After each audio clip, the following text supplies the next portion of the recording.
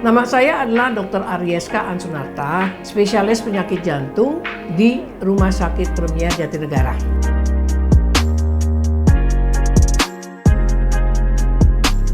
Ada jantung, ada perkataan koroner. Kita tahu bahwa jantung itu adalah satu gumpulan otot boleh dibilang yang harus kerja untuk memompa darah ke seluruh badan kita. Itu darah semua harus mengalir. Nah, di samping itu, dia sendiri harus kuat untuk kerja itu. Maka dia sendiri ada pembuluh darah. Ini yang disebut pembuluh darah koroner yang keluarnya dari pembuluh darah besar yang disebut aorta. Kalau ada kelainan di pembuluh darah koroner, itu berarti ada pengaliran di pembuluh darah koroner yang kurang sempurna.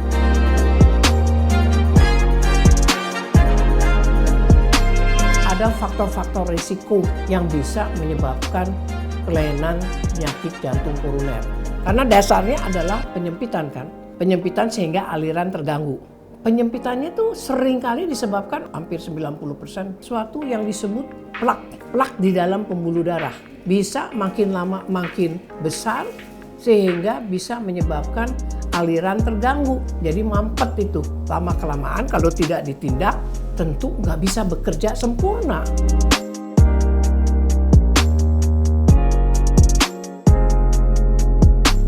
Permulaan dia ada sakit di dada, ada kalanya kalau dia lakukan gerakan baru sakit, kemudian dia diam, sakitnya hilang.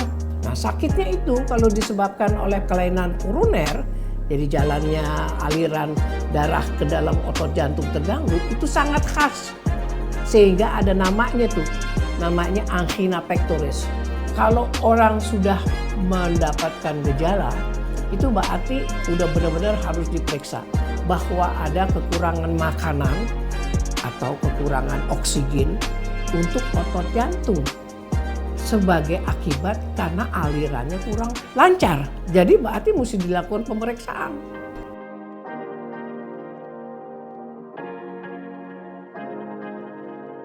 Bisa dihindari dan tidak bisa dihindari. Yang tidak bisa dihindari ya kalau kita keturunan memang sakit jantung, kita nggak bisa berbuat apa-apa, tapi mencegah apa yang kita bisa lakukan yaitu faktor-faktor risiko yang bisa kita cegah, yaitu kegemukan, kurang exercise, kurang olahraga, makan kebanyakan.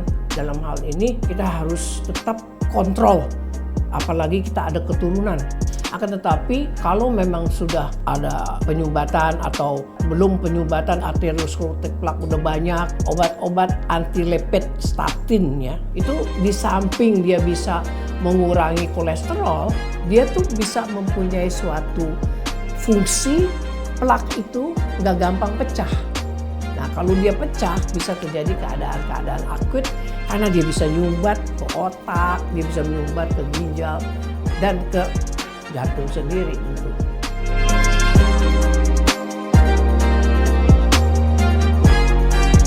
Langsung ke dokter ya. Nah, dokter itu akan menentukan apakah dia mau lakukan CT koroner angio dulu, apakah dia langsung melakukan kateterisasi untuk dilihat apakah balon, biasanya sekarang disertai dengan pemasangan ring, ataukah mesti di bypass.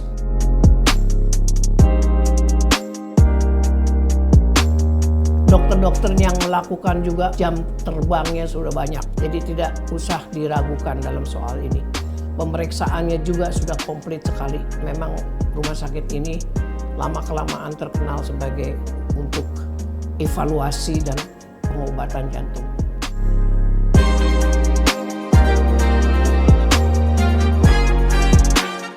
Terima kasih untuk mendengar saya dan salam sehat untuk semua.